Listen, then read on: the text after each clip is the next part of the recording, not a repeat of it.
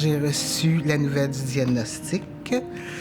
J'ai pas aimé ça. On va peut-être mourir, on va sûrement subir plein de traitements, on va se faire charcuter et ça va être difficile. J'ai pleuré,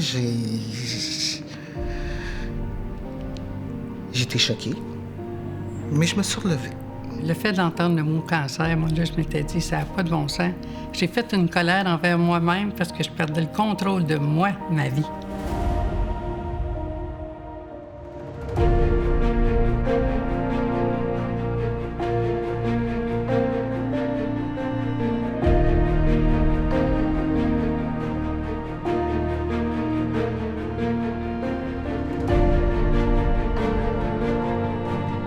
J'avais ouvert un centre pour le cancer du sein. Les femmes venaient pour chercher la camisole pour chirurgicale et les prothèses.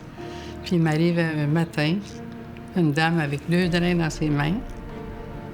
Puis elle me dit, je sors de la table d'opération. J'en revenais pas parce que ça n'a pas de sens, là. Puis que tu viens d'être opérée, puis que tu t'en vas chez vous comme ça. Donc on s'est dit, il faut faire quelque chose pour offrir cette camisole-là gratuitement aux personnes qui vont être opérées pour le cancer du sein, autant les hommes que les femmes. C'est important que les gens soutiennent les rêves de Monique parce qu'on ne sait pas qui dans la famille va avoir un cancer.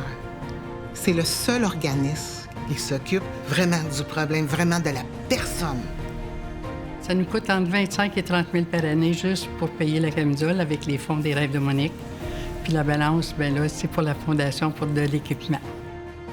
Le Centre de cancérologie bénéficie des fonds amassés par Monique et son équipe. Quand on regarde dans les années passées, Monique et son équipe ont amassé plus de 1 million de dollars et ça revient chez nous en Outaouais. Puis bien sûr, ça nous permet de mieux traiter les patientes.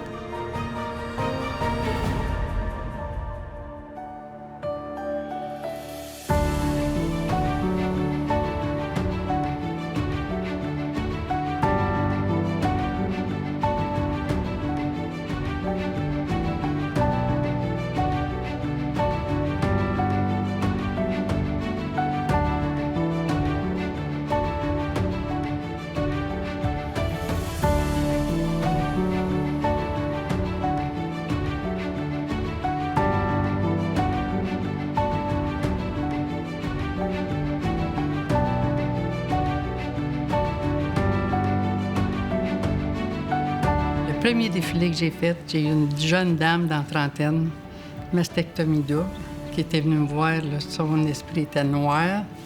Puis quand elle est arrivée sur la scène, le sourire, les bras ouverts comme ça. Là, le monde, ça pleurait, ça sifflait, tu sais, les émotions, ça sortait. Là, j'ai dit, on peut plus arrêter ça.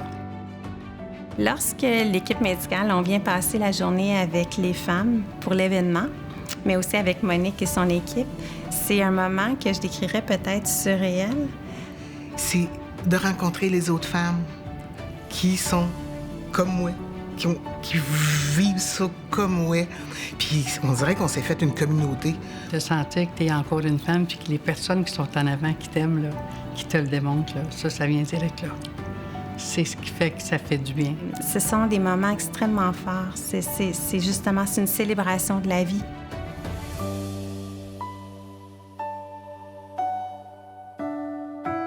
Mon mari est décédé en 2021 d'un arrêt cardiaque. J'étais pas mal malade. J'avais mes traitements de chimiothérapie à toutes les semaines. Puis j'étais comme pas mal toute seule à tout gérer.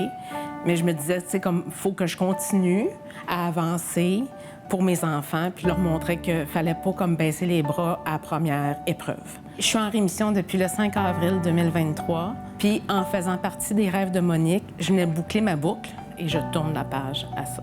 C'était magnifique. Merci. On boucle la boucle? Oui. Après que tu l'as vécu, tu comprends encore plus parce que tu sais c'est quoi. Fait que moi, ces femmes-là, chacune qui va passer ce soir, je peux vous dire que je vais avoir tous les sentiments qui vivent automatiques. Les rêves de Monique, je veux que ça se perpétue par une fondation des rêves de Monique, puis c'est en marche. Puis c'est pour être capable de leur faire dire à leur famille, regarde, je suis encore capable de me battre. Puis je veux vivre. La vie, c'est plus qu'un sang, puis il y a des beaux moments encore à vivre avec les enfants, la famille, les amis. Puis de réaliser des rêves, là, moi, j'ai encore bien des rêves, là, je suis pas finie.